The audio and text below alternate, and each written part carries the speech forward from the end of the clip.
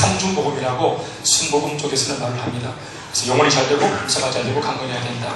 그래서 사람이 죽어도 축복하고 우리 영혼이 사는 것은 축복해서 되겠지만 이 땅에 살았을 전에도 범사가 잘 되고 만사가 형통하고 우리가 강건한 복이 있어야 된다 하는 그런 복이겠죠. 그것을 삼중의 복이다 뭐라 붙이든 말든 관계없이 복음의 그런 어떤 원리를 따라 말을 하더라도 복음은 이 땅에 살아가는 우리의 삶을 풍성하게 해준다는 사실은 확실하다고 믿습니다. 이제 마가복음 10장에 있는 말씀 보면 어떻게 말하고 있냐 하면 우리가 예수님을 위해 살고 복음을 위해 살면 우리가 이 땅에서 반드시 100배의 복을 받는데 핍박을 견해서 받겠다 그렇게 말씀을 했어요. 그래서 우리가 거기에 이제 이 살코기가 딱 먹음직한 살코기가 딱 있는데 거기 바늘이 하나 딱 들어있단 말입니다. 그 가시가 뭐냐 하면 핍박과 함께 겸하여 받겠다. 이게 이제 우리가 소화가 안 되는 거죠. 축복은 받는데 거기에 핍박이 있다 하는 것입니다. 그리고 사람이 복이 따라 다른데 이 핍박을 묵상해 보면 그 먹음직했던 살코기가 갑자기 맛이 없어지고 그리고 살코기를 묵상해 보면 이 복을 묵상하면 그 복 속에 들어있는 얼마만의 가시가 아이고 이 먹음직한 이 살코기가 이물값 하네. 그래 원래 이제 또 이렇게 좀 가치가 나가니까 좀 그런 또 장애물도 있구나 이러면서 이제 그 장애물을 걷어내고 원했던 살코기를 발라먹는 사람도 있는 것입니다. 그런데 이제 겁이 나가지고 아유 난 이쪽부터 못하겠다 이렇게 나오면 하나님이 말씀하시는 그 좋은 음성들이 우리 귀에 안 들리게 되는 것입니다. 성경을 들여다보고 우리가 예수님을 믿다 보면은 축복만 받는다, 뭐 잘된다, 행동하다 이런 것만 있으면 정말 좋겠는데 이 말씀을 들여다보면 이 말씀들이 만만치가 않아요. 그래서 뭐 징계를 받고 또 환난을 당하고 또 하나님께서 또 해초리를 대시기도 하시고 여러 가지 그렇게 하시는 겁니다. 원래는 우리를 지켜주던 구름 기둥인데 때로는 그 구름 기둥이 이게 회오리 바람이 되어서 우리를 삼키기도 하고 원래는 우리를 지켜주던 불기둥이 우리를 굽어 태우기도 하고 그렇게 한단 말이죠. 소위 징계라는 이름으로. 그러니까 우리가 사실 하나님을 잘 모를 때가 많죠. 평생 살면서 하나님이 우리에게 보여주시고자 하시는 하나님의 모습을 우리가 좀 많이 알 수 있었으면 좋겠습니다. 여러분들은 이제까지 얼마나 이 하나님을 잘 알고 계십니까? 영혼만 잘 되게 해주시는 주님을 신앙적으로만 축복받고 있는 여러분들일 수 있고 은혜는 받는데 삶은 못 따라가고 범사는 안 형통하고 강건의 복도 없어가지고 늘 골골하고 그래도 예수를 포기하지는 못하겠고 뭐 이런 쪽에 있는 사람도 있고 신앙은 사실은 좀 약간 나이롱인데 어떻게 하나님 은혜를 주셔가지고 범사는 막 잘 되고 그런데 건강한 쪽도 여의치 못하고 그런데 신앙도 없고 삶도 고단한데 건강 하나 끝내주는 사람 몸 하나 끝내주는 사람 여러분 우리가 한 가지 두 가지를 안다 할지라도 주님께서 우리 가운데 다 베풀어 주신 이 복음 안에서의 혜택을 다 누리고 우리가 살다갈 수 있길 바라는 겁니다. 그러니까 그런 면에서 우리가 어떻게 말을 해야 되냐면 주님 아직도 저는 잘 주님을 모르겠습니다. 이 말은 뭐냐 하면 내가 더 알고 싶은 더 만나야 할 주님이 있다는 것입니다. 이러한 마음이 있어야 우리가 경각심을 가지게 되고 날마다 만나는 그 하나님을 향해서 우리가 익숙하지 않고 치밀하게 주님을 기대하고 소망하게 되는 것입니다. 나 다 안다 이렇게 우리가 하면은 신앙이 얼마나 재미가 없겠어요. 저는 이제 한 40대 이제 초중반밖에 안 살았는데 그런 제가 하나님 다 안다 그러면 진짜 앞으로 나머지 후반전은 어떻게 살아가야 될지 모르겠어요. 재미없는 신앙 안 그렇겠습니까? 얼마나 재미가 없습니까? 제 방송 보면서 억울한 사람 있습니까? 월드컵 중계 제 방송 보면서 막 이렇게 땀 흘리는 사람 정신병원 가야 되는데 누가 제 방송 보면서 하이라이트 보면서 그걸 땀 흘리고 그랬었습니까? 이때까지 받았던 은혜를 그걸 다시 또 재탕한다, 삼탕한다 이러면 그건 정말로 재미없는 신앙인데 제가 아직까지는 뭐 대단히 많이 믿은 건 아니지만 한 25년 넘게 믿어봤는데 여전히 이 신앙은 날로 새롭습니다. 이번에 우리는 교회나 어린이집을 다녀왔는데 거기 갔더니 또 다른 하나님의 모습으로 또 부족한 종을 만나주시고 또 보게 하시고 깨닫게 하셔서 우리 영혼이 참 그런 봄바람이 부는 듯한 그런 느낌을 가지고 저는 왔습니다. 사실은 또 어떤 또 다른 면에서도 제가 또 좀 우리가 이제 나이가 먹어가면서 청춘으로 돌이킬 수는 없잖아요. 그런데 선교실 가면은 그게 뭐 목사, 전도사 이런 타이틀이 필요하지 않으니까 거기서 이제 제가 청년으로 돌아갈 수 있는 유일한 일주일이라 싶어가지고 그래 빨간 장갑 사가지고 이거 다니면서 그랬더니 그래 막 때로는 이제 그 스태프들 혼돈하고 끼다 치고 혼나가지고 죄송하다고 나중에 자기가 혼내던 사람이 나와서 설교를 하니까 이 저녁 깜짝 놀래가지고 마지막 날 계속 그 화요일날 보냈거든요. 그리고 수목 계속 자기 눈치 보고 있다가 토요일날 인사하고 나가는데 와가지고 목사님인지 몰랐다 하면서 진짜 몰랐다. 아, 내가 기타를 치고 놓은 게 아니고 기타 앞에 하시는데 그 튜닝이 안 돼가지고 내가 답답해가 튜닝을 좀 해놨는데 그때 자기가 들딱지더라고. 그래 자기가 목사님 몰랐다고 그만해서 깜빡 속아가지고 젊어 보이는데 이만 아닙니까? 그래가 막 모든 걸 용서하고. 아, 그래서 이번 한 주는 이제 그런 거 다 뛰고, 정말로, 앞에서 말씀하시는 데서 실장라서 열심히 또 땀 흘리고 뛰고, 수고하고 같이 또 누구보다 또 뒤질세라 같이 뛰어다니면서 복음 전하고, 또 영접을 시키고, 또 카운트해 가면서, 그렇게 아침마다 몇 명을 오늘 내가 해야 되겠다. 이렇게 막 또, 나름대로 또 설정도 해보고, 계획도 삼아보고, 또 하나님께 기도도 하고, 그렇게 했던 한 주가 되었습니다. 사랑하는 여러분, 제가 오늘 왜 이런 말씀을 여러분들이 드리냐면, 우리가 신앙의 야성을 가져주는 비결이 뭔가? 그것은 여러분, 하나님을 향한 그런 어떤 새로운 마음, 신선한 마음이 늘 우리 안에 있어야 되는 것입니다. 그 마음 속에서 주님을 기대하는 마음, 주님을 사모하는 마음이 곧 피운다고 생각합니다. 때로는 우리가 청년들 중에서도 신앙생활을 어릴 때부터 한 친구들을 보면은 신앙의 겉멋이 제법 들어가지고 굉장히 친구들이 뻣뻣한 그런 청년들을 봅니다. 노련하고 그렇게 하는 것입니다. 모두가 다 막 눈물 흘리면서 이제 그 필리핀 현지인들이 이제 각 수개월, 한 달, 혹은 6개월 안에 예수 믿어가지고 세례 갔는데 어떤 이들은 막 그게 감격해서 눈물이 쏟아지고 그런 거죠. 진짜로 어려운 한자춤도 안 되는 그런 아주 험한 곳에서 살면서 간신히 복음을 전해 듣고 그리고 스페인이 한 500년 통치하고 그래서 그 가톨릭이 지배하는 땅에서 또 한 수십 년간 미국이 지배하면서 또 기독교가 들어와 있고 그리고 얼마간 일본이 또 장악하는 바람에 또 일본의 어떤 사심무상 이런 것들이 또 시사창대 이런 것도 좋지 못한 구성들이 들어와 있고 그래서 이 모든 종교가 혼합되어 있는 가운데 이 개신교 참 진리의 복음을 듣고 그들이 이 모든 가문의 저주를 벗어내고 사람들의 어떤 그런 판단 또 정죄 또 마을 사람들의 수근거림을 기도하고 나와서 예수를 믿기로 결단까지 하고 더 나아가 세례까지 받았다 하는 것은 참 귀한 일이잖아요. 그러니까 그런 것을 생각하니까 볼 때 우리가 똑같이 세례 받는 거지만 눈물이 쏟아지는데 그걸 보면서 그렇죠. 우리가 참 껌을 씹고 앉아가 다리를 떤다거나 이런 모습들도 그 공간 안에서 얼마든지 있다는 겁니다. 참 어떻게 저렇게 신앙이 늘어날 수 있을까? 저렇게 어떻게 가슴이 안 살아있을까? 마음이 저렇게 죽어있을까? 딱딱할 수 있을까? 눈물이 없고 고목나무처럼 바싹 말라있는 저런 신앙 그러니까 그런 신앙생활로 딱 보니까 20대 30대인데 앞으로 70년 60년을 더 신앙생활을 해야 되는데 야, 저 신앙생활에 무슨 꽃이 피겠고 저 신앙생활에 무슨 물된 동산 같은 시절을 쫓아서 열매 맺는 그런 아름다운 그런 어떤 윤택함이 있을까? 생명력이 있을까? 하는 그런 생각을 해보았습니다. 그리고 이렇게 바싹 말라버린 사막 같은 그런 이 젊은인데도 불구하고 청년인데도 불구하고 그런 마음으로 이미 딱 세팅을 해가지고 평생 예수 믿는다면 얼마나 그 개인에게도 불행할까? 그런 생각도 해봤습니다.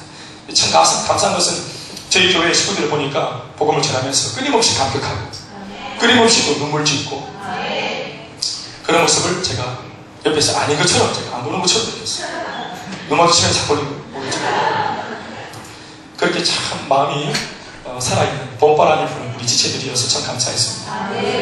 그리고 160명이 일주일도 아닌데 월요일 날은 가는데 소요되어지고 시간이 토요일에 오는데 시간이 소요되어지고 화, 수, 목 이제 아침부터 저녁까지 점심 이제 먹고 또 저녁 먹을 때까지 복음을 전합니다. 화요일, 수요일, 목요일 그리고 이제 금요일 날은 이제 같이 또 교제하는 시간 바로 가졌는데 이제 100% 확실하게 하나님께 드리고 완전 밖에 나가서 오지에서 사역을 하고 현지인들을 만날 시간 한 3일 꼬박 되는데 그 3일 동안 160명이 이제 흩어져가지고 영접시킨 사람만 여러분 3,000명입니다. 160명이 하루에 1,000명씩 영접을 복음을 전한 게 아니고 전단지 나눠준 게 아니고 전단지 확 뿌린 게 아니고 한 명씩 1대1로 만나서 이걸 이제 따갈로그로 복음을 전하고 영접을 시켜서 그 사람의 이름과 나이와 주소를 전화번호를 받아낸 사람이 3,000명입니다. 할렐루야. 대단한 일이 일어난 거죠. 할렐루야. 그래서 참 그걸 보면서 참 감격을 참 했어요. 저는 이전에도 단기 선교 갔던 그런 경험은 제법 있는데요. 그런 이전의 경험했던 것과 다르게 선교사님한테 가서 이제 우리가 교회 보수공사 해주고 시멘트 발라주고 공구리 쳐주고 또 못질 해드리고 그리고 사모님 힘든 이야기 들어주면서 같이 그 녹두리 들어주면서 같이 울 불어주고 이런 것이 아니고 밀린 빨래 해주고 선교사님들의 자식들 공부 가르쳐주고 걔네들과 같이 친구해주고 친해져주고 이런 정도가 아니고 마을애들 불러가지고 같이 노래 불러주고 이런 정도가 아니라 실제로 그냥 생판 노래는 우리 교인들도 16명이 갔지만 다 흩어져버려가지고 전국에서 온 사람들하고 다 섞이고 필리핀 현지 우리 크리스찬들하고도 섞여가지고 그래서 거의 뭐 한 12명 또 15명 정도가 이제 한 마을에 들어가서 두 사람 시작을 지어서 그 이제 참 모든 일을 당할지 모르는 그런 골목 안으로 들어가서 이제 바로 그냥 이 쪼가리 하나 입고 그렇게 이제 한 겁니다. 제가 언어를 다 많이 공부한 건 아니지만 몇 가지 기억나는 것은 이제 마간당 우마가 이게 이제 안녕하세요 이런 뜻이 마간당 우마가 마간당 하폰 이게 이제 애프터눈 하는 그런 인사인데 오는 인사인데 그러고 이제 들어가서 이제 바로 그냥 꺼내가지고 대초에 하나님이 천지를 창조하셨습니다. 원래 하나님이 사람과 세상을 만드셨는데 인간이 하나님을 배신하다 나가면 죄를 짓고 범죄하게 되고 모든 행복을 잃어버렸습니다. 이러고 이제 우리가 잘 아는 백지전도 있죠. 그걸 그냥 나갈로 한글로 이렇게 물론 한글로 다 적은 거예요. 한글로. 그래서 대초에 하나님이 사시몰라 이러면서 이제 이걸 시작하는데 설마 싶어서 이제 읽으면서도 이 들어보면 이 사람이 나보다 더 진지하게 이렇게 말씀을 듣고 있습니다. 그리고 제가 한 번씩 틀리기 있어가지고 막 이렇게 좀 버벅거리면 이 앞에 있는 아주머니가 오케이 계속 듣겠다 그렇게 하는 것입니다. 비가 막 와서 어떡하나 싶은데 본인은 비를 맞으면서도 괜찮다 계속 하고 그렇게 아주 들으려고 하고 그렇게 하고 이렇게 뚜벅뚜벅 말을 걷고 있으면 어디 숨어 있었는지 아이가 쭉 뛰어나와서 걷고 있는 우리 손을 우리 이 억센 손 안에 그 보드라운 손을 이렇게 쏙 집어넣고 손을 잡아달라고 이렇게 얼굴을 부비고 하는 그런 아이들 속에서 참 사실은 너무 해맑게 웃고 또 심지어 주름이 깊이 어른들조차도 새카만 눈동자로 우리를 바라보고 눈동자를 이렇게 쳐다보는 그 모습 속에서 복음을 들고 있긴 하지만 내가 진짜 행복한 사람인지 아니면 그들이 진짜 행복한 사람인지 헷갈릴 정도로 복음만 없지 정말로 그들은 행복해버렸습니다. 힘들고 어렵고 정말 가난했지만 그 속에 뭔가 당찬이 보이고 우리는 부족함이 없습니다 하는 그런 어떤 암묵적인 말을 하는 것만 같더라고요. 그래서 복음을 전하는데 참 전하는 내가 부끄러워. 더 잘 입고 왔고 더 건강한 밥을 먹고 와서 힘을 내고 기름진 음식 먹고 와가지고 잔뜩 힘을 내고 와서 쑥 꺼져 있는 그들의 눈동자에 대고 말씀을 전하는데도 오히려 그들이 더 행복해 보이는 그런 마음을 느꼈습니다. 그런데 다시 한번 그 말씀을 묵상하고 주님 마음을 품었을 때 하나님이 말씀하시는 것은 그러나 그럼에도 불구하고 복음이 없는 그들은 가난한 자다. 그 말씀하시는 것입니다. 행복해 보이지만 저렇게 웃고 있는 그래 맞아. 너무나 긍정적인 사람들이라 웃고 있지만 저 웃음이 진짜 웃음이 되게 줘야 될 것이 바로 너희들의 사명이다. 복음이 그들을 정말로 웃게 하는 줄로 믿습니다. 이번 한 주간 그 지역 일대에 3,000명은 진짜 미소로 그들의 인생이 변화된 줄로 믿습니다. 제가 이것을 보면서 여러분 이런 마음을 생각을 했습니다. 안 된다. 못한다. 우리는 안 된다. 필리핀 사람들이 그런 어떤 민족 정신이 있다는 것입니다. 게으르고 또 그냥 뭐 괴세라 세라 있으면 쓰고 없으면 막 말고 그런 그 사람들이 없는데도 더 가져야 되겠다는 그런 집착이 없는 겁니다. 그래서 이제 평안해 보이긴 하지만 그것이 사실은 막 우프다. 우스우면서도 슬픈 막 그런 입장이었습니다. 사랑하는 여러분 아무도 그들에게 복음이 없으면 불행합니다. 진짜 행복은 복음 안에 있습니다. 당신들은 지금 하나님의 곁에 떠나 있습니다. 어쩌면 하나님의 진노가 여러분들의 집 발밑에서 이걸 흘리고 있는지도 모릅니다. 어제 누군가가 나는 하나님 없어도 괜찮아 라고 말하다가 겁없이 살다가 어제 밤에 갑자기 급사해가지고 죽어서 지금 저 지옥불에 바로 떨어져가지고 오늘 당신의 발밑에서 어제 금방 죽어 지옥불에 들어간 그 당신의 동료가 비명을 지르면서 뜨거워 죽겠다고 지옥은 정말로 두려운 곳이라고 소리 지르는 그 비명소리가 들리지 않는가 라고 하는 이런 말들을 아무도 그들에게 들려준 적이 없습니다. 그러나 여러분 내경을 찾고 참 복음을 그들에게 그리고 심지어 이 땅에 살아있는 그 필리핀 사람보다 더 잘 산다고 말하는 우리네 사람들에게도 이 복음은 동일하게 필요한 줄로 믿습니다. 왜냐하면 우리도 잘 먹고 잘 살고 있지만 상대적으로는 우리도 끊임없이 우리 속에 안 된다, 못한다, 할 수 없다, 불가능하다 라고 하는 이런 패배주의 의식 얼마나 우리를 많이 사로잡고 있는지 모르죠. 어제 그 16명 중 아이 하나가 진지하게 기내공항 딱 발을 내딛자마자 섬으로 따지는 말이 내게 딱 들어왔는데 정말로 그게 농담이 아니라 제게 함께 들었던 사람들이죠. 다시 가고 싶다. 그런데 그 마음이, 저는 이전에 중동 지역에서 사역하던 분들이 거기서 사역을 하다가 한국에 한 번씩 올 때 제가 참 친한 동생들인데, 목교회 동생들인데 선교사 부부로 나가 있는데 거기서 정말로 생명의 위협까지 받으면서 그 뜨겁고 척박한 사막강에서 복음을 전하고, 사실 또 복음도 잘 안 받아들이고 중동 사람들이 그런 사역을 참 소득도 없고 별로 열매도 별로 없어 보이는 사역을 하면서도 그들이 그렇게 막 힘겨워하다가 고국에 돌아와서 대화해보면 늘 울먹거리면서 하는 말이 뭔가 하면 돌아가고 싶다는 거예요. 예멘으로, 요르단으로 다시 돌아가고 싶다고 하는 겁니다. 제가 사실은 그 말이 뭐 사역자에게 저런 말 하는 것 같다 했지만 100% 제가 공감은 안 했습니다. 그래도 한국이 안 났나? 6살짜리, 4살짜리 알을 키우면서 어떻게 그 낯설고 물스러운 땅에서 거기 가고 싶겠노? 내 생기를 봤어도 거기서 살고 싶겠노? 이상하다. 견물생심이다. 거기서는 뭐 그럴 수 있겠다 치지만 이렇게 또 윤택한 자리에 다 자기가 직접 비행기 타고 날아와서 몸을 썩고 살고 있으면서 이 모든 이 호사를 누리고 있으면서도 어떻게 견물생심이 안 되고 아무것도 없는 걸 불모지가 가고 싶다고 말할 수 있을까? 이게 잘 공조가 안 됐는데 그게 이제 이해가 조금 되는 거예요. 뭐냐 하면 그 땅에서 그들이 뭘 했는가?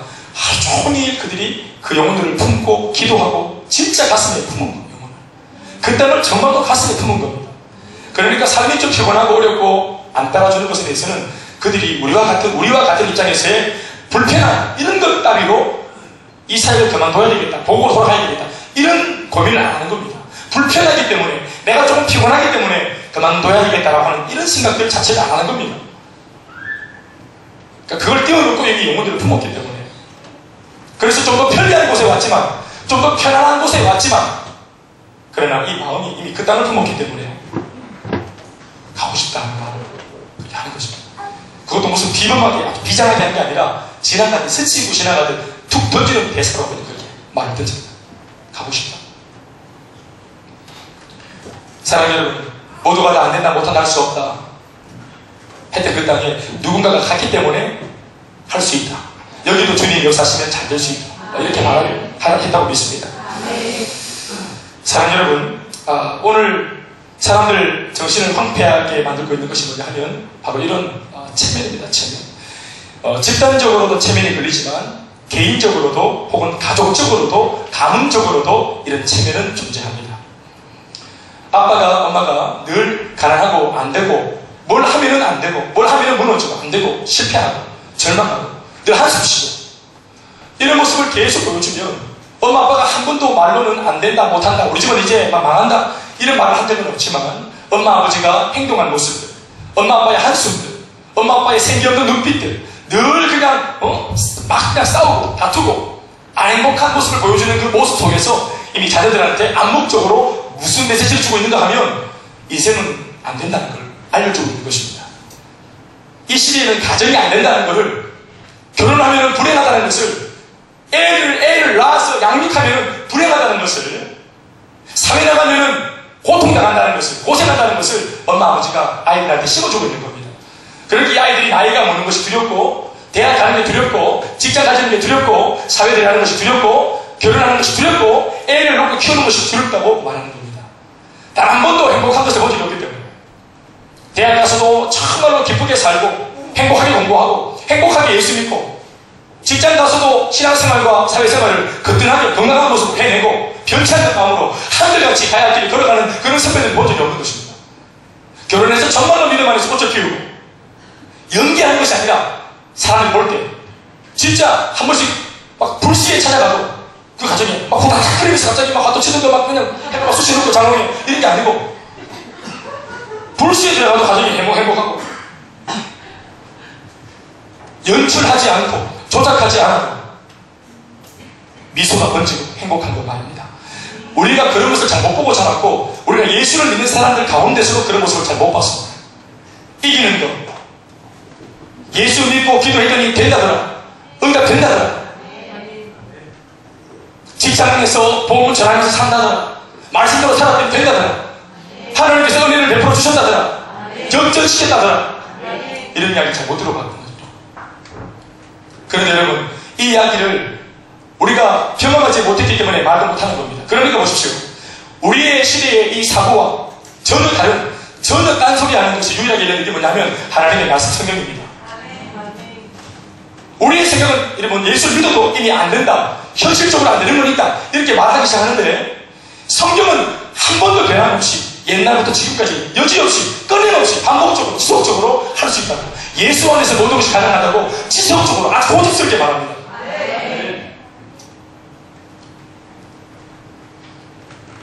골리앗이 40주 40야 나타났습니다.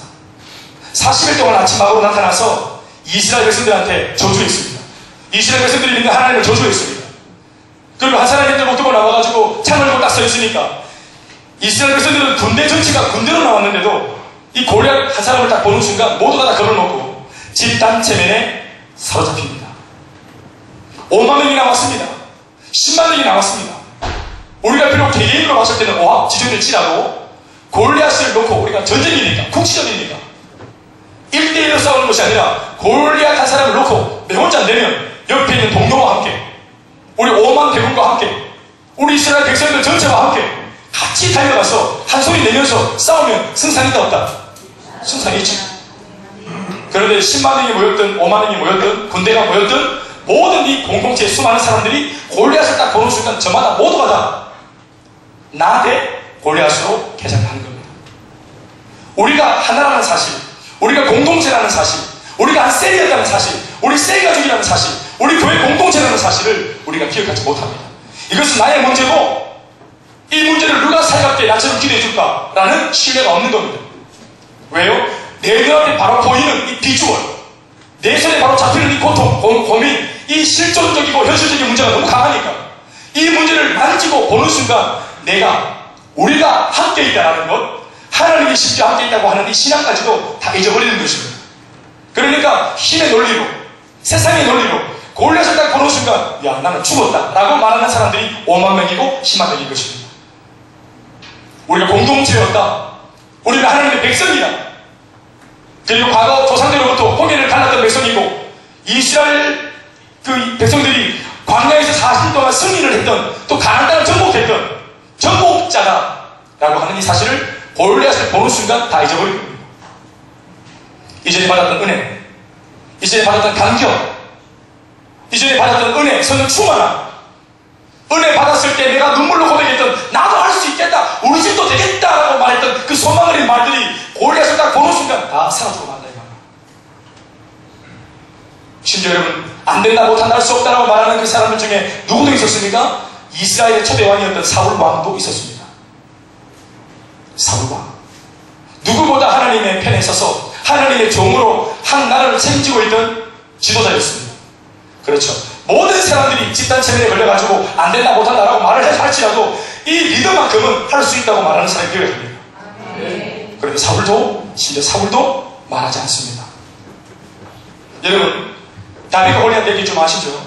다윗과 골리앗이 실제로 붙어가지고 이스라엘 진영에 나온 골리앗이 그 떡대 같은 3m짜리 엄청난 몸집을 한 그 골리앗 장수가, 블레셋에 대표되는 장수가 사실은 40일 동안 나와가지고 이스라엘 백성들을 하루에 한 명씩 죽였습니까?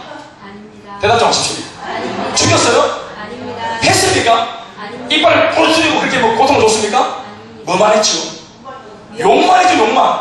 계속 하나님 욕하고, 하나님 믿는 우리 보고 어리버리하다고 욕하고, 네가 그렇게 참이라면서 이 앱색이야 하면서 막 열심히 사람들 욕을 했지. 40일 동안. 사실은 여러분, 골리앗에게 당한 사람이 아무도 없어요. 사실은 인명피해가 아무도 없어요. 그런데 모두가 다 이미 누군가가 죽은 것처럼 장례식장이 되어 있단 말입니다. 왜 그렇습니까? 이게 바로 여러분 사탄이 늘 하는 짓입니다.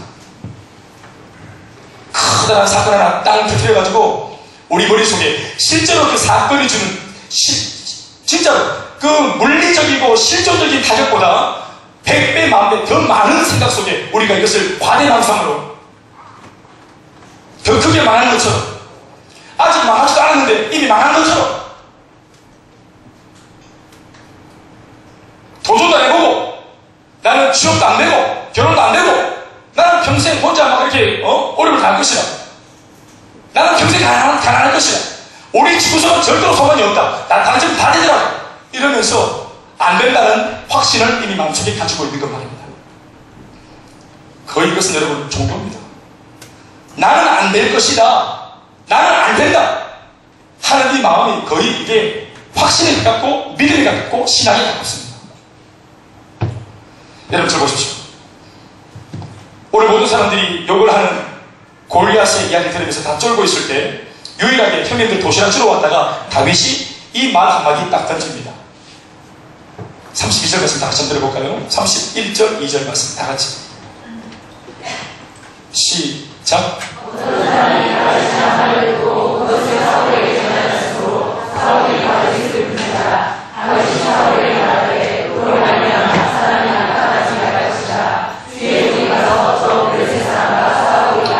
여러분 32절 말씀이 굉장히 중요한 말씀이에요. 다윗이 딱 한마디 합니다. 굉장히 많은 말씀을 한 것도 아니고 성경에 있는 말씀을 가지고 와서 한 것도 아니고 설교를 한 것도 아니에요. 여러분 다윗이 오늘 한 말은 굉장히 자연스러운 말이고 굉장히 상식적인 말이에요. 잘 보십시오. 저를 따라 하시죠. 그로 말미암아 사람이 낙심하지 말 것이라. 시작. 그로 말미암아 사람이 낙심하지 말 것이라. 자, 쉽게 말하면 뭐죠? 걱정하지 마이소. 저 골리앗 때문에 너무 쫄지 마이소. 이 말 한 겁니다. 자, 그리고 또 두려워하고 있는 사람들한테 뭘 말합니까? 따라합시다. 저 블레셋 사람과 내가 싸우겠습니다. 시작. 저 블레셋 사람과 내가 싸우겠습니다. 자, 여러분 이 말이 참 중요하다. 왜 중요하냐면 이 말 속에 오늘 비밀이 다 들어있습니다. 자, 어머니가 제 어머니가 가난했지 저희 집이. 그런데 어느 날 어머니가 늘 가난했는데 그날따라 유독 이 가난 때문에 돈이 없다는 것 때문에 수중에 돈이 없다는 것 때문에 소파에 이렇게 기도 앉아가지고 한숨을 아주 깊이 쉬었던 그런 기억이 있어요. 그래서 제가 예수를 혼자 믿고 있을 텐데 병원에 내가 가서 이렇게 얘기했습니다. 저도 이제 몇 번이나 이제 배우다가 엄마 지금 뭐 때문에 이렇게 힘들어해요. 돈이 없다 돈이 그렇게 하시더라고요. 그래 내가 그러시냐. 그래서 이런 말을 했어요. 엄마 아버지가 지금 벌지요. 또 엄마가 또 맞벌이 하시죠. 또 저도 제가 아르바이트 이제 간간히 하고 이렇게 합니다. 자, 동생도 이제 직장 다니고 있고. 자, 우리 네 식구가 벌고 있는 이 돈이 있는데 이 돈을 우리가 다 모아서 엄마 우리가 10년치 안 모으고 우리가 모아도 혹은 20년치 안 쓰고 모아도 자 엄마 우리가 소위 말하는 엄청난 부자가 되겠어요. 우리 네 식구 열심히 지금 이대로 버는데 우리가 1학천금 벌고 큰 부자 되겠습니까? 네, 물었어요 엄마한테. 비참한 현실이지만 부자가 될 수 없어요. 그러니까 엄마 이미 우리가 벌이 돈은 부자가 못 돼요 엄마. 그러니까 무슨 말이에요? 부자가 되어서 내 마음에 근심을 들으겠다. 그때 되어서 내가 다시 뽑고 자겠다. 그런 말을 하면 안 된다. 희망 고문입니까? 엄마 우리는 돈으로 인해서 돈 때문에 팔자 고칠 수 있는 그런 입장이 아니기 때문에 가난하지만 이 가난이 언제 끝나기도 하고 가난이 끝날 때까지 계속 한숨 쉬면 한숨 쉬다가 죽었던 우리는 평생 부자가 못 될 거니까. 그러니까 이 물질을 우리가 뛰어넘자. 늘 가난하고 가난할 것이니까 이걸 받아들이지 않냐 우리가. 그래 없지만 이 안에서 우리 마음 지키고 없는 가운데서 우리 서로 위하고 서로 원망하지 말고 많이 못 보는 아빠 인정하고 그게 내 남편이고 그게 우리 아빠고 인정하고 이 집 우리 규모 인정하자 엄마. 그래서 우리가 가난해서 속을 사가지고 뭐가 좀 불편하긴 하지만 마음을 잃어버리지 말자. 우리끼리 서로 원수를 되지 말자. 오늘 주어진 소중한 이 하루 우리가 한숨 쉬면서 이 하루를 보내지 말자. 제가 그 얘기를 했어요. 그 어머니를 듣고 있다가 말은 무심.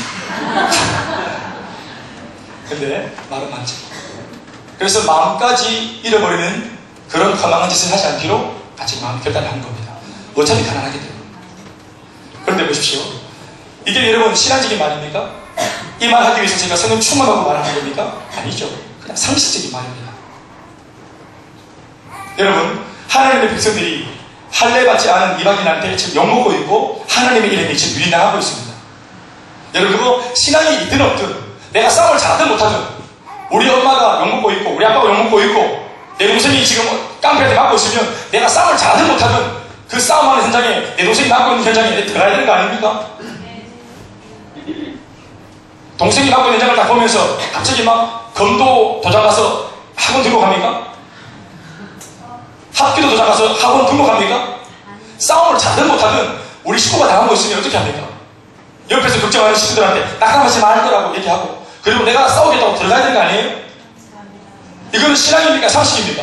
상식입니다. 대답 좀 하십시오. 상식입니다. 이거 상식이죠. 이거 누구나 할 수 있는 얘기입니다. 여러분, 그런데 이 누구나 할 수 있는 이야기를 유일하게 누가 하고 있습니까? 다윗이 하고 있습니다. 여러분 보십시오. 우리가 잘 아는 그 이소포아의 임금님 벌거벗었다는 얘기 아시죠? 벌거벗은 임금님이라는 얘기 아시죠? 전부 다 눈에 안 보이는 옷을 보인다고 말하지 않습니까? 왜요? 사기꾼들이 거기다가 함정을 트릭을 걸어놨기 때문에. 무슨 트릭을 걸어놨습니까? 이 옷은 누구한테 안 보인다고요? 꾸리한 사람들 눈에는 안 보인다 했거든요. 그러니까 서로가 다 꾸리하지 않으려고 자기 속에 있는 그런 파렴치한 모습이 안 들키기 위해서 다 옷이 보인다고 했습니다.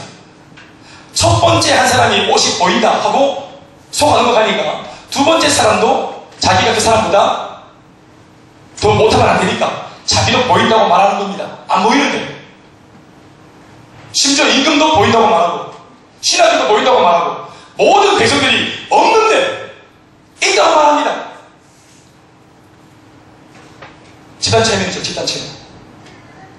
그런데 이런 정치 논리에 자극받지 않는 순수한 어린아이 하나가 벌거벗고 카프레이드 하는 그 임금 보면서 했던 말이 뭐예요? 신앙적인 말입니까? 성령이 충만해서 했던 말입니까? 뭔 말이에요? 상식 같은 말 아니에요? 뭐예요? 벌거벗고 지나가는 그 우스꽝스러운 임금 보고 했던 말이 뭐예요? 임금이 벌거벗었다 이 말 한마디 했단 말이에요. 그러니까 그 한마디 딱 던지니까 모든 백성들이 눈이 돌아왔죠. 귀가 열리고. 그러니까 그제서야 왕도 부끄러워하고 자기 몸을 가렸죠. 골리앗이 계속 나타나는데 여러분 아무도 그 골리앗이 여러분 내일 못 나타나도록 막아내는 사람이 없었습니다. 골리앗이 40일 동안 아침으로 밤으로 하루에 2번씩 그렇게 나타나도록 왜 그것을 가만히 방치하냐 말입니다. 오늘 30일째 내 마음을 힘들게 만들었던 안 된다 못한다 할 수 없다 이런 부정적인 말로 또 떡대 같은 이런 비주얼로 보이게 하고 들리게 해서 우리를 무력화시키고 있는 이 골리앗을 우리 마음 신앙을 좀먹고 있는 골리앗이 우리를 더 이상 힘들게 못하도록 아무도 골리앗을 내 일을 못 나오게끔 골리앗을 잡아내고 골리앗을 제재시키는 사람이 없었습니다. 아마 다윗이 가만뒀으면 다윗이 안 나갔으면 40일 나왔던 골리앗은 400일도 나왔을 겁니다. 400일도 나와 계속 믿음을 유린하고 교회를 짓밟고 안 된다 못한다 이 저주하고 말로 조지는 겁니다. 그리고 중요한 것은 골리앗의 이 부정적인 말발이 신앙을 가지고 있는 사람들의 정신과 신앙을 말살시키고 있는 겁니다. 이게 가능하다는 겁니다. 기가 막힙니다.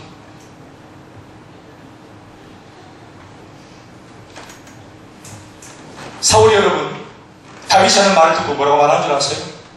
기가 막힌 말을 합니다. 33절 말씀 보실까요?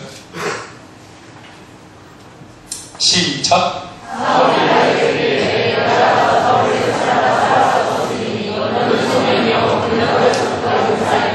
여러분 주목해보세요. 사울이 다윗에게 보십시오. 말을 합니다. 네가 가서 저 블레셋 사람과 싸울 수 있겠나? 싸울 수 없다. 여러분 모두가 다 안 된다고 말할 때 뭔가 이렇게 단돌하게 할 수 있다는 말을 했으면 왜 그런지 물어봐야 되는 거 아니겠어요?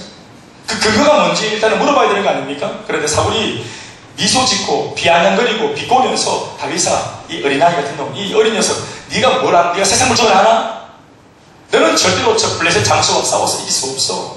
네가 싸울 수 없다 라고 이미 사울이 같은 편인 사울이 리더인 사울이 그것을 단정짓고 있고 이유까지 밝힙니다. 너는 액면가로 딱 볼 때 뭐고 너는 소년이고 내가 아는 바 저 골리앗은 뭐다? 용사다. 그것도 용사가 그냥 용사가 아니라 이력을 알고 있어요. 이력을. 골리앗의 이력을. 무슨 어디서부터 용사라고요? 어려서부터 용사라는 것을 사울이 알고 있습니다. 그러니까 많이 싸워본 전투 경험이 굉장한 백전백승한 아무도 감당할 사람이 없는 어릴 때부터 완전 막 싸움꾼이고 동네 골목대장하고 이빨 치고 막 수발이 치고 삥 뜯고 완전 그냥 싸움에 전문키는 게 완전 동네 깡패 전체 조폭 다 정리하고 그리고 완전 막 보수 중에서도 최고의 어야본인 거예요. 완전 그러니까 최고의 어야본. 그러니까 이걸 사울이 뒷조사를 해봤겠지. 그런데 어렸을 때부터 용사가 이 말을 딱 자기가 들은 겁니다. 여러분 지금 사울이 쫄고 있습니까? 담대하고 있습니까? 쫄고 있죠. 왜 쫄고 있습니까? 이미 보십시오. 사울이 왜 자기가 왕임에도 불구하고 골리앗에게 그렇게 항변하지 못하는지 이유가 나왔죠. 너는 소년이고 저 골리앗은 어렸을 때부터 용사다.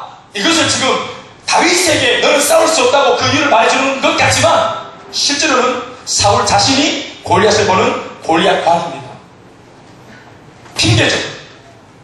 사실 왕이기 때문에 딱 나가야 되는데 자기가 못 나가는 거예요. 왜? 저는 전문 킬러이기 때문에, 전문 싸움꾼이기 때문에 안 된다는 겁니다. 자기 안에 있는 변명, 합리화. 나는 그래서 안 돼 하는 생각을 가지고 있으니까, 리더가 가지고 있으니까 이 리더의 구조적인 생각을 다른 사람들한테도 전달하는 겁니다. 우리가 여러분 중고등부아이들이 수련회 가서 막 꺼내봤습니다. 기도합니다. 그러면 엄마 아버지가 이 아이들 막 단도리시킵니다. 기도 너무 세게 하지 말라고. 주일날 너무 늦게까지 그렇게 뭐 주일 성수 그래서 그렇게 하지 말고 적당히 예배 떼어오다 돌아가다 공부하고 요래 하라고 딱 지도하죠. 여러분 너희들 뭐 수련회 가서 3박 4일 다 마지막 날 밤에만 가면 돼. 마지막 날 밤이 그 하이라이트 아이가. 그때 가서 은혜 받고 오면 돼. 그날 말씀이 제일 좋아. 항상 그래. 이거 왜 그렇습니까? 엄마가 아빠가 고등부 중등부 때 경험이 있기 때문이죠. 여러분 보십시오. 이 엄마 아빠는 중고등부 때 자기가 경험한 하나님이 있는데 그 자기가 경험한 하나님보다 내 자식이 중학생 내 딸이 내 아들이 수련회 가서 더 큰 하나님을 만날 수 있다는 것에 대해서 자기가 열려있는 마음을 가지고 있지 못한 겁니다. 본인이 어릴 때부터 가지고 있던 그 신앙관, 중필이는, 고필이는, 대학생은, 청년은, 쥐장 없는 백수는 이렇게 신앙생활을 해야 안 되겠나? 현실이 만만치 않으니까. 누구의 경험입니까? 자신의 경험입니다. 네 경험이에요. 그런 정도로 하나님을 경험한 지금 현재 아빠인 당신, 엄마인 당신 얼마나 성령이 충만하고 얼마나 하나님께 쓰임받고 있습니까? 하나님을 가장 기뻐하는 삶입니까? 자신 있습니까? 여러분 우리 아이들한테는 이 다음 세대의 아이들한테는 하나님께서 다른 모습으로 더 나은 모습으로 더 충만한 모습으로 얼마든지 나타날 수 있습니다. 대구에 개척이 안 된답니다. 대구에는 개척이 안 된다고 합니다. 얼마나 많이 말하는 줄 아세요? 얼마나 많이? 그리고 저를 아낀다는 마음 명분으로 말합니다. 아유 젊은 목사가 열정 있으면 동탄 이런 잘 붙여요. 서울 쪽이 뭡니까? 평탄, 동탄, 평택, 뭐 또 판교, 분당 내가 들을 게 있어서 안 가봤지만 이런 데 가서 깃발 꽂으면은 요 좀 젊고 눈이 반들반들하게 젊은 기가 깃발 다 꽂으면 안 된다는 모습으로 바로 보인다는 거라. 어차피 젊은 사람이 도전할 것 같으면 그런 데가 사는 거죠. 대부분 안 된다는 거예요. 개척이 왜 개척합니까? 안 되니까 개척하는 거 아닙니까? 왜 선교합니까? 선교가 안 되니까 불모제 선교하는 거 아닙니까? 사랑하는 여러분, 이거 안 된다 못한다. 누구 경험이죠? 자신의 경험입니다. 앞선 세대 사람들의 경험입니다. 자기가 더 충만한 경험이 없고 자기가 더 쓰임받았던 경험이 없는 겁니다.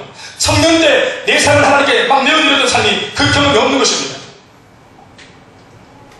대가를 지불하고 헌신하고 선교하고 오직 한방하고 신앙의 야성으로 나 자신을 던지고 했던 경험이 없기 때문에 자신이 그런 가운데 어른이 되고 나서 내 아이들이 이 청소년 때, 청년 때 뭔가를 도전하려고 하니까 자신의 그 입장에서 그걸 재단하고 평가한다 이 말입니다. 그리고 그 아이가 더 멋진 하나님의 부르심을 받지 못하도록 그것을 본인이 제한한다 이 말입니다.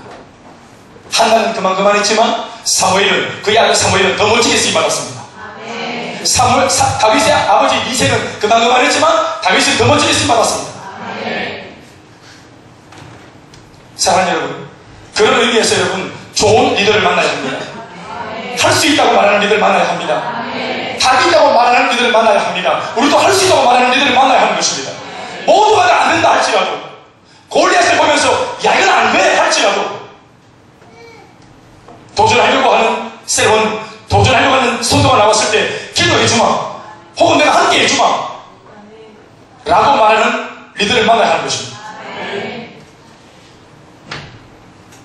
여러분, 사울이 다윗을 우습게 봅니다. 낙담하지 마라, 블레셋 사람과 내가 싸우겠다, 이렇게 말하는 리더처럼 흉내내는 이 다윗을 조롱합니다. 여러분, 사실은 이거 여러분 조롱할 게 아니라 원래는 사울이 해야 될 말 아닙니까? 원래는 사울이 해야 될 말 아닙니까? 사울이 못하면 그 밑에 있는 신하들이 해야 될 말 아닙니까? 아무도 말하지 않으니까 신부를 말하고 도시락 끌고 온 다윗이 그 어린애가 말하잖아요. 아무도 임금님이 벌거벗었다고 말하지 않으니까 사심이 없는 순수한 사람의 눈에는 답이 보이는 것입니다. 어른들이 경험은 많지만 그 경험을 정답처럼 다음 세대에게 말할 수 없는 까닭은 잘 됐던 경험도 있지만 안 돼봤던 경험도 많기 때문이라는 것을 우리가 알아야 합니다. 본인이 안 돼봤기 때문에 내 아들도 안 될 것이다. 셀 리더가 예를 들어서 안 됐기 때문에 너도 안 될 것이다. 목사가 해봤는데 안 됐기 때문에 너희들도 안 될 것이다 말해서는 안 되는 줄 믿습니다.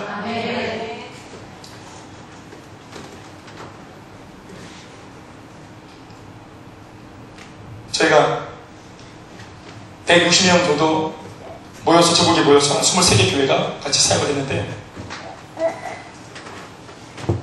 모두가 다 거기서 훈련을 받는 게 아니라 이제 두날개 훈련을 양육과 훈련을 통해서 또 고향에서 백지전도 하고 고향에서 자기네 교회에서 열린모임을 하고 모두가 다 훈련받은 사람들이 모였습니다. 자 보십시오.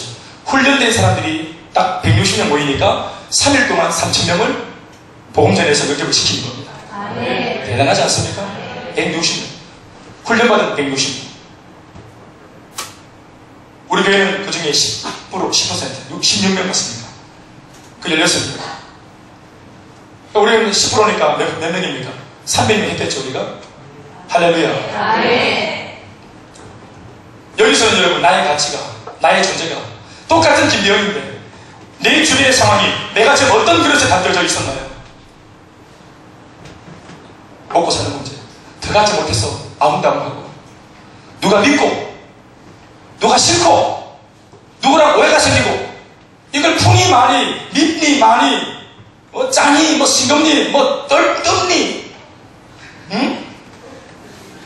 뭐 이 교회가 많니, 뭐 비전이 많니, 막 뭐 이러고 있는 이런 나이인데, 이랬던 내가 이 그릇이 이런 그릇이 아니라 들려가지고 영혼을 구원하는 그 자리에, 현장에 딱 갖다 놓으니까 똑같은 난데, 거기서 우리가 사람을 살리는 사람이 누군가들에게는 소중한, 너무너무 고마운 사람이 될 수 있다는 겁니다.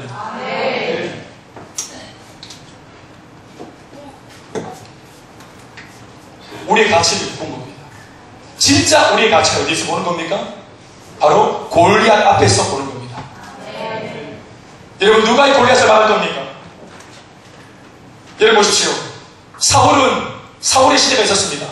그러나 오늘 골리앗이 나타나자 은혜 받았던, 하나님께 은혜 받아가지고 이스라엘의 초대왕이 되었습니다. 얼마나 큰 축복을 누렸습니까? 축복받는 세대, 사울의 세대입니다.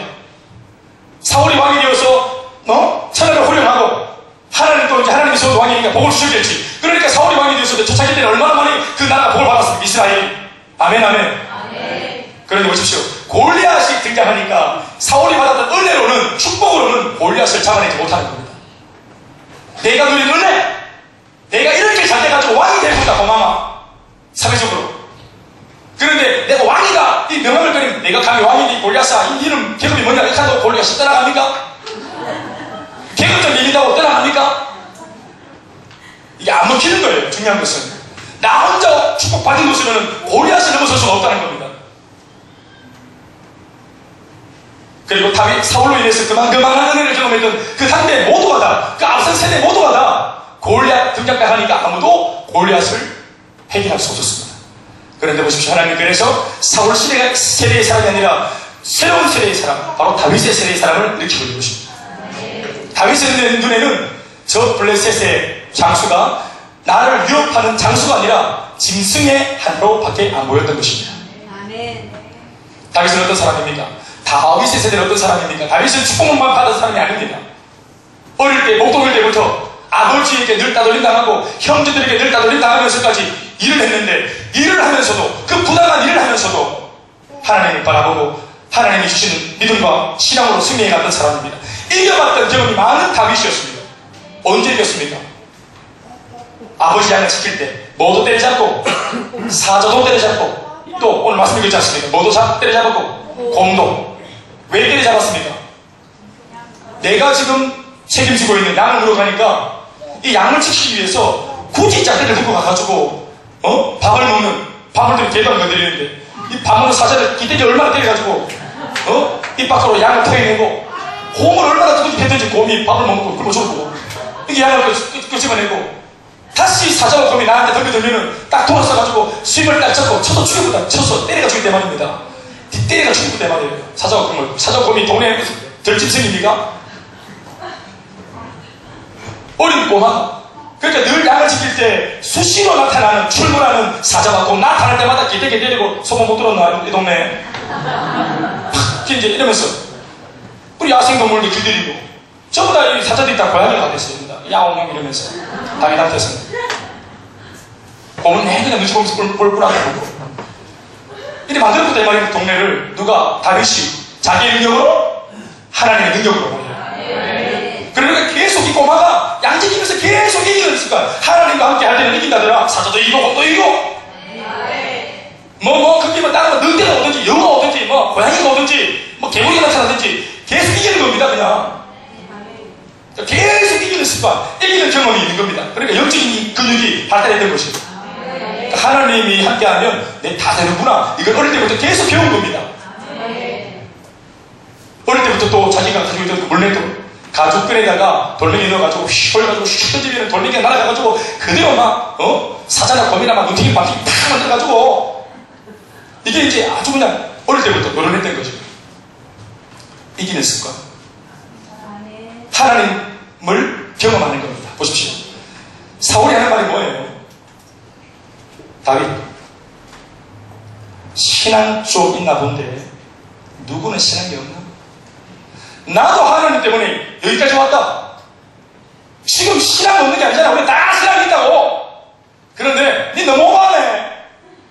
지금 골리앗은 실존적인 문제 아니가. 지금 뜬구름 잡는 그런 게 아니. 신앙 그게 아니야. 여기는 교회가 아니야. 현실적인 문제야. 지금 나가면 바로 목 졸라 죽는다고. 저한테 머리 터진다고. 골리앗 지금 저기 나와 있잖아. 저 현실적인 문제. 저 비, 사랑, 내 장래, 학업, 직장, 결혼, 골리앗. 현실적인 문제야 지금 현재. 이거 교회에서 아무리 막 순위 부른다고 되는 게 아니라고. 내가 얘가 은혜를 그렇게 많이 받은 나도, 은혜 받은 나도 지금 골리앗 앞에서 지금 내 지금 머리가 복잡하다 지금. 누구 신앙 없나 지금? 누가 신앙 없나? 우리 다 신앙이 있다 지금. 장착해가. 이것이 사울의 말입니다. 사실 너무 세상 물정이 밝고 골리앗에 대해서 빠삭하기 때문에 안 된다 하는 계산이 나온 겁니다. 거기다 대고 다윗이 하는 말이 뭔지 아세요? 나는 어릴 때부터 하나님의 능력으로 사자도 잡았고 곰도 잡았은즉 사시는 하나님께서 나와 함께 하시면 저 블레셋 사람이 그 짐승들과 같이 될 것입니다. 이것이 바로 다윗이 말하는 신앙의 고백이 됩니다. 왜 그렇습니까? 왜 이렇게 말합니까? 이렇게 여러분 이론의 복음이 아니라 자기가 복음을 누리고 그 복음으로 삶을 살아보고 그 말씀이 체득되어져서 내 몸에 이 복음이 정말로 장착되어져서 믿는 것과 아는 것이 하나가 되었기 때문에 문제를 딱 보는 순간 형제님 그것을 기도하면 되는 겁니다. 기도하면 됩니다. 문제 만났습니까? 기도하면 됩니다. 라고 말하는 것입니다. 왜 그렇습니까? 기도하고 응답을 받아봤기 때문에 문제를 만날 때마다 기도하면 된다고 말하는 것입니다. 그러나 기도하고 응답 받아본 적이 없기 때문에 문제 만나면 기도한다고 되겠나 싶은 마음이 나오는 겁니다. 전도하면 된다. 전도해봤던 사람, 됐던 사람들은 끊임없이 전도를 하면 된다고 말합니다. 그러나 못했던 사람들은 못했기 때문에 안 된다고 말합니다. 우리가 그런 면에서 사울의 시대에 있었습니다. 우리 지나간 3년 하나님이 거저 은혜를 주셨습니다. 아멘. 이스라엘의 왕으로 삼아줬던 그 은혜, 그 은혜가 우리 지난 3년 동안 있었던 은혜입니다. 이 불과 얼마 안 되는 교회를 주님이 소문나게 하시고 사람들이 주목하게 하시고, 너무 미안한 말이지만 뭐 마지막 날 단정을 이렇게 각 팀마다 하는데 12팀이 나왔는데 거의 반이 우리 교회 지체들이 각 팀마다 흩어졌는데 전부 다 반이 우리 지체들이 나와서 간증을 하는 겁니다. 나와서 나는 그냥 몇 팀, 뭐 그냥 김경실이다 이렇게 말하면 되는데 굳이 또 교회를 계속 큰 수많은 교회라고 찾아보고, 제가 얼마나 목이 이건 내가 그래서 사람들이 말만 안 했지 저렇게 다 했구나 안 했겠습니까?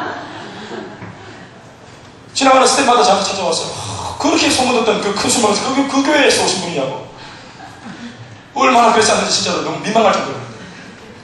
목사님 내보라고 같이 만났었는데 거기서도 마찬가지예요. 예? 수천 명 목회하는 분도 앉아 계시니 거기 의자 그 침대 위에 4분이 3분 앉아 계시고 내가 땅 위에 앉아가지고 어떻게 하다 보니까 거기서 이게 번데기가 3년밖에 안 된 이 새끼 목사가 지금 60대에 어른들 앉혀놓고 지금 고맙습니다. 그래, 야, 목사님, 내가 수년 전부터 보고 있었는데, 야, 진짜 교회 대단한 교회.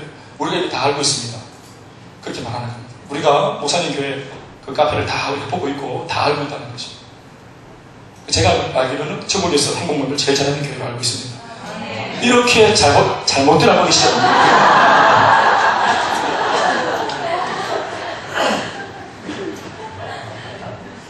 근데 저도 나갔는데 얼마나 열심히들 피하고 친도 이 어린애들이 울고 더운 데막 울고 못 채고 막 이랬는데, 옛날에는 애들 와가지고 얻고 달고 막 난리가 나고 쟤네들이 붙어가지고 막 아이스만 입에 넣어주고 막 꼭 꼽아주고 이랬다.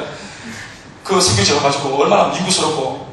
근데 얘들 딴이 마지막 흘리면서도 피 같은 경우는 지도 복음을 막 전한다고 들고 막 짜증을나 그래 했다니. 그 옆에 있는 그 목사님들이 보고는 반이 들어와서 나한테 하는 말이야. 와, 그 성경에서 어린 종자도, 나무 종자도, 하여튼 그쪽에 심겨진 나무들은 전부 다 질이 다르네. 아, 뭐, 목사님 아들이죠, 뭐들. 아, 우리 교회에 아버지가 서울에 있는 다른 장씨 있어요. 아버지가 계십니다.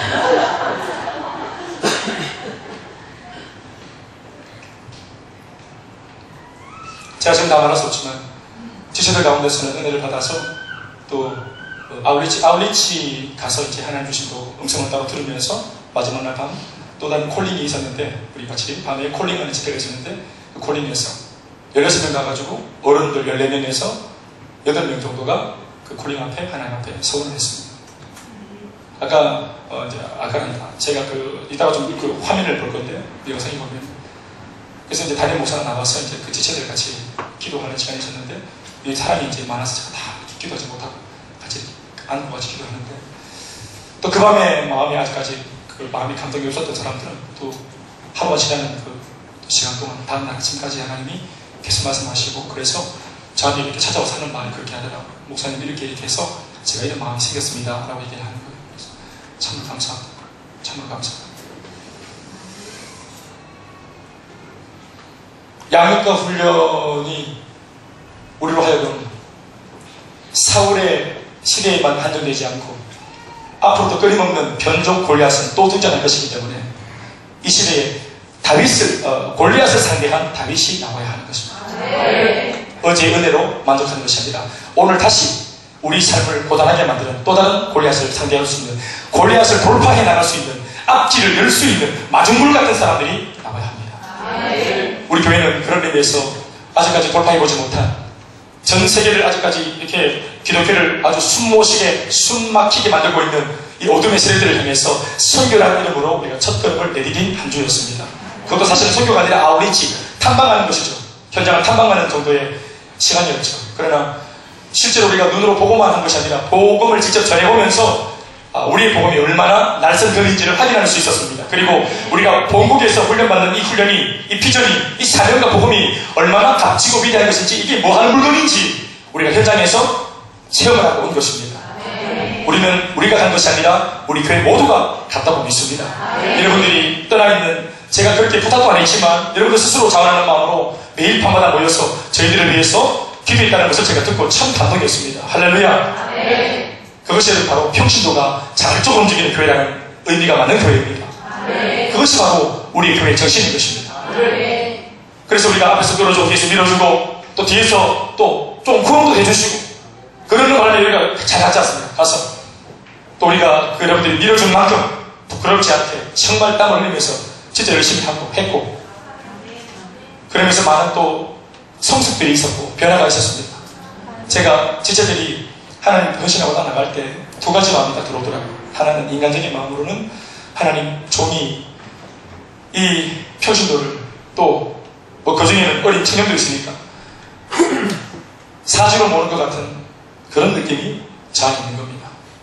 선교라고 하는 사지로 더 고난받는 자리, 액면가로는 고난받는 자리, 더 고된 자리, 그 사면으로 그 사지로 이 목회자가 하나님의 사명이라는 이름으로 이렇게 몰아가는다는 느낌이 잘 있단 말입니다.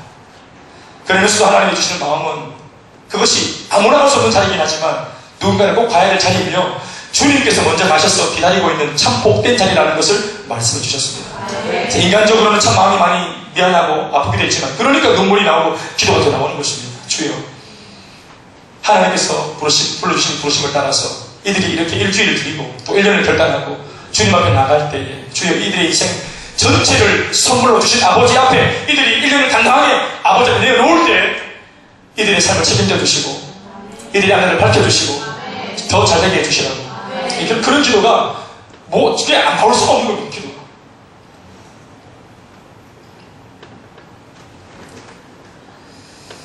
그 참 많은 전략들, 그리고 구체적으로 어떻게 그렇게 교회가 선교해 가고 또 선교사들을 파송해 가는지. 이미 부산교회는 한 40명 정도가 귀국 선교사로 1년 동안 단기 선교를 갔다가 왔다 하더라고요. 그러니까 40명 정도가 1년씩 드리고 온 사람들. 3월에 마음을 만났는데 서산에 있는 그 충청도 사모님이셨습니다. 딸내미 목회자 딸인데 모태신앙, 아주 전형적인 모태신앙. 장원의 딸도 하나, 동갑내기가 이제 이 6개월 전에 1월달 아울렛을 갔다가 복귀 안 하고 그대로 남아서 1년짜리로 이제 남았는데 이번에 갔더니 6개월 지나서 만났잖아요. 엄마가 직접 딸을 보러 온 겁니다. 6개월 만에. 딱 왔는데 이 딸이 완전히 6개월 전의 딸이 아닌 것입니다. 엄마가 완전히 폭풍 눈물 쏟으면서 또 선교사님이 딸에 대해서 얘기해 주는 겁니다. 당신의 딸이 어떻게 바뀌었는지 딸이. 엄마가 완전히 그게 내 딸이 아니라 그게 내 딸이 맞나? 이게 내가 하는 딸이냐? 사랑하는 여러분, 평생 우리가 관계할 내 딸아이, 내 아들, 내 마음대로 안 되는 것인데 1년을 들여서 평생 함께 손잡고 갈 온전한 사람으로 그렇게 내가 이 아들을 다시 얻을 수 있다면, 딸을 얻을 수 있다면, 이 가정이 서로 세팅될 수 있다면 그 1년을 못합니까? 할 수 있지. 그래서 많은 선교사 가니까 22살짜리, 1살짜리 거기 가니까 선교사라고 진짜 호칭을 하더라고요. 사실 그렇게 하지 않거든요. 4년 정도는 배워야 우리가 선교사라는 이름을 겨우 붙여줍니다. 4년은 있어야. 1년짜리를 우리가 선교사라는 말을 하지 않고 부끄러운 겁니다, 사실.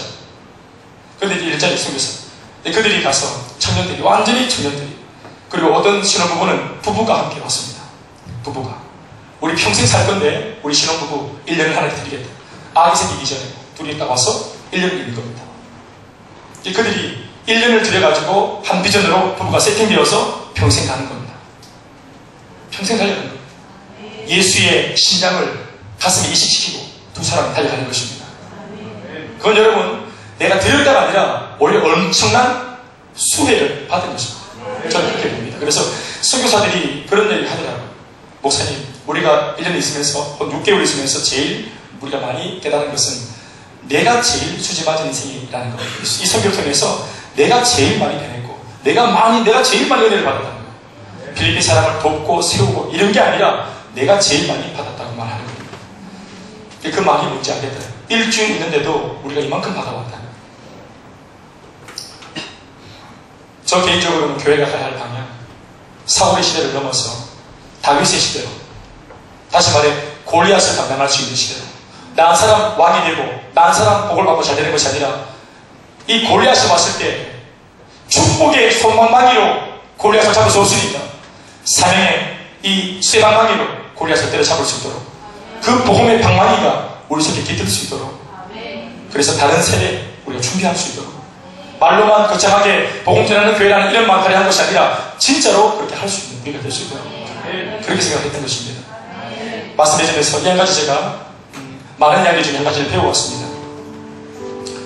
단기 선교사 한 사람이 1년 동안 나가면 한 달에 생활비가 120만 원 필요합니다. 120만 원 필요한데 이전까지는 초창기 때는 본인이 반액을 대고 집에서 얼마가 되든 아니면 자기가 벌어서 내가 1년 드리고 싶다라고 말하면 이제 1년 동안 내가 마음먹은 순간부터 1년 동안은 돈을 준비하는 겁니다. 아르바이트, 공장, 실제로 청년들이 다 그렇게 해서 돈을 모읍니다. 그래서 유흥을 하기 위해서, 내 옷 사기 위해서 돈을 모으는 게 아니라 선교하기 위해서 아이들이 돈을 모아서 그 돈을 가지고 780만 원 정도 자기가 1년치 반을 딱 준비하면 교회가 반을 다 됩니다. 근데 교회가 반을 되는 것도 어떻게 하는 거냐면 교회 원래 재정과 따로 그렇게 이제 한 1년에 한 달에 120만 원 필요한데 본인이 예를 들어서 한 20만 원밖에 없다. 청년이니까. 그러면 교회에 있는 나머지 100만 원은 100명 성도가 한 사람당 만 원씩 되는 겁니다. 한 달에 한 번씩. 한 달에 만 원. 그러면 우리가 한 사람의 단기 선교사를 보낼 수 있는 겁니다. 그리고 이 친구가 1년 동안 거기서 우리가 일주일 동안 했던 이 훈련을 1년 내내 하는 겁니다. 1년 내내. 정말로 빡세게 훈련합니다. 새벽 4시 반에 일어나서 밤 12시 잘 때까지 정말로 쉴 틈 없이 기도만 한 5시간. 내가 딱 액면을 보니까 새벽 기도만 바로 2시간 반부터 시작해서 1시간, 1시간짜리 합쳐보니까 한 4시간 반. 하루에 1년 내내 기도하고 복음 전하고 그것만 합니다. 1년 동안. 그리고 순종이 뭔지 배우고. 그렇게 이 아이들이 정말로 어디에서도 그렇게 참 우리가 보기 힘든 그런 아이로 딱 만들어져 있는 겁니다. 그리고 우리가 이제 가서 보고 내가 처음에는 참 너무 놀란하고 성숙했길래 나이를 안 물어봤는데 물어보니까 21살짜리. 완전히 얼마나 애가 난 무슨 부목산 줄 알았어요. 그게 진짜. 예의도 바르고 완전 내가 시근이 거적하고 참 내가 21살짜리 우리가 보통 알고 있는 그런 아이들이 아닙니다. 30살이 넘어도 얼마나 시끄러운 사람이 많은데 이 아이가 6개월 다 훈련받았는데 이 아이가 완전 다르네. 눈빛이. 엄마가 몰라봤다 놨니까 엄마가 얼마나. 그리고 이제 이렇게 선교를 갔다 오면은 이 아이들이 또 1년 동안 이제 풀타임 사역자로 또 선교지를 섬겼듯이 교회를 섬깁니다. 자기를 후원한 교회를 섬깁니다. 이런데 제일 잘하는 교회가 지금 이제 우리 옆에 있는 경산대명교회가 귀국 선교사만 8명이고 지금 올해 또 이제 4명이 이제 파송받아서 1년 동안 나간다는 겁니다. 그 경산대명교회에서 부부 선교사가 6개월 전에 가 있었어요. 이번에 만났는데 이분들이 오히려 저를 보고 목사님 교회 얘기를 많이 들었다. 근데 여러분 보십시오. 행복 모임, 열린 모임, 예배에 대해서는 제가 입에 딱 거품을 물고 막 말합니다. 선교에 대해서 딱 얘기하면 제가 한마디도 할 게 없습니다. 다 듣고 있습니다. 말없이 눈물이 얼마나 나는지 몰라요. 이야, 한계를 넘어서는 선교이에요. 목회자가 아니라 내가 평신 청년이 신혼부부가 와 완전 다르게 사는 거예요. 그리고 현재 얘기 들으니까 이번에 또 가을에 들어가는 신혼부부가 또 있다는 것입니다. 전체를 보면서 훈련의 결국이 선교라고 말하는 것이 진짜로 이루어지는 교회구나. 그리고 돌아온 그 8명 귀국 선교사들이 또 사상을 내지 않고 자기가 복음을 전하고 또 자기 가정을 일으키고 또 학교로 다시 돌아가서 학교에서 리더십으로 살아가고 이런 걸 보면서 참 너무 감격을 했던 것 같습니다. 따로 또 우리가 뭐 보고라고 또 보고를 할 시간도 따로 있겠지만 오늘 저는 이 일주일 동안에 제 머릿속을 가득 채우고 있는 이 메시지를 제가 오늘 말씀에 담고 싶었습니다. 할렐루야. 사울의 시대를, 사울의 세대를 우리가 넘어서서 다윗의 세대, 하나님의 손에 붙들려서 골리앗을 제압할 수 있는 그런 사람들로 준비되는 저와 여러분 되시기를 주님의 이름으로 축복합니다. 살아계신 아버지 하나님, 오늘 우리가 원하든 원치 않든 우리의 삶은 전쟁입니다. 어제 우리가 축복을 받았으나 이 축복을